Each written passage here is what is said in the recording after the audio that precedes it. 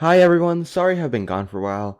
It's just that I broke my femur and I had surgery, but now I'm back. Let's just jump to the topic of the video already. For the past couple of years, the Sonic video game franchise hasn't been doing too good per se. Bad gameplay, shitty storylines, cheesy dialogue, etc. After the complete disaster that was Sonic Forces came out, Sega were in their offices planning what they were gonna do with the next Sonic game. They probably did it some way like this. Alright team, Sonic Forces was an utter failure and we had to lay off half of our staff. What the hell do we do?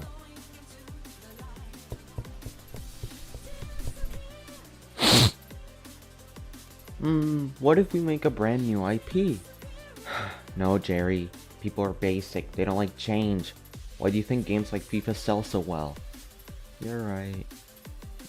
What if we just take an Unreal Engine stock open world and just plop Sonic there?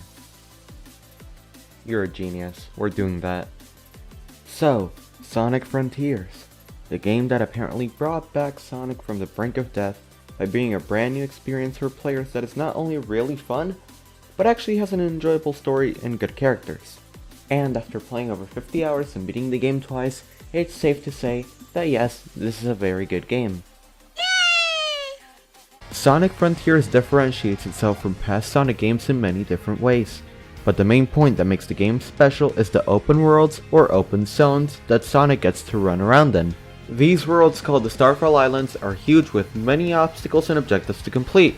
These areas work as quote-unquote hub worlds for the more linear modern Sonic style levels that can be found in the islands, but even then, the open world is still the main selling point of the game. There are 5 islands in the game: Kronos, Ares, Chaos, Rhea, and Auronos is I think how you say it. These islands are the new open zones that Sonic gets to run around in. The combat is such a breath of fresh air. Previous Sonic games had very mediocre combat in my opinion. Just running through enemies holding down the boost button isn't really combat at all. But this game offers a combat system that is actually fun to play. The combat is very fast paced and combo focused, kinda like Devil May Cry or Bayonetta, but obviously not in the same level of depth. There is also a pretty basic skill tree where you can unlock new moves for Sonic to use. It is quick to complete, but it's a nice addition to the game. Sonic Frontiers level design is surprisingly great. Obviously, the open world is fun to go through, but right now, I'm mainly talking about the more linear traditional Sonic levels, aka the Cyberspace levels. At first, they seem repetitive because a lot of elements from past Sonic games are used and there is only 3 design themes used in the Cyberspace levels. But this happens because the level designs are quote-unquote pulled from Sonic's memories.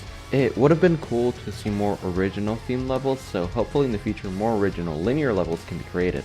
Anyways, the Cyberspace levels are well made because they easily allow the player to go fast without a care in the world, and they aren't just a straight line to boost through unlike Sonic Forces. There are multiple paths you can take in most levels, and this allows for more freedom of choice to the player, which is always good. The OST that was made for this game is very good, not only for the way it sounds, but also for how fitting it is to the game. There are many good examples for this, such as Kronos Island, Second MVT. Or Titan, Giganto.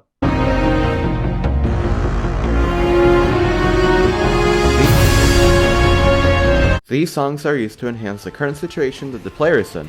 They are also used in a great way to show the stories held within the Starfall Islands. But the main course of the OST is, of course, the boss music. The songs used for the boss fights were made perfectly. They match the different fights in such a good way and make you feel like you're that blue hedgehog flying through the air, beating the living shit out of ancient machines. There's just something about the songs that scratches my brain, and it's great. While I did enjoy the story, it was kind of lackluster to be honest. There were some great character interactions, especially between the main cast, but the story could have been more polished. I'm gonna avoid spoilers as much as I can going forward, by the way. I wish that the Ancients had more screen time, to be honest. We can assume that what happened to them was because of the end, and it's obvious, but it would have been cool to actually see what happened, not just inferences based on cutscenes and a couple of explosions. Showing them interact with the world would have been cool, but we didn't get to see it. Alright, that's my main complaint. Moving on. Sonic Frontiers has 3 main difficulty options: easy, medium, and hard. Of course, most games have a hard mode that actually feel difficult to go through, but to be honest, this game's hard mode was very mild. Of course I die occasionally to an enemy, but other than that, the fights still felt very easy, not only against enemies, but also bosses. This game's hard mode feels like any other game's normal or even easy mode at times, especially when there is such an emphasis in combat in this game. If you're a Sonic fan and have been waiting for a long time for a decent game to come out, I'd say give it a go, you'll enjoy it. But if you aren't, I still recommend it since it offers something for everyone, from fast-paced combat to a pretty decent story. Anyways, sorry for not uploading because I'm lazy. Anyways, bye!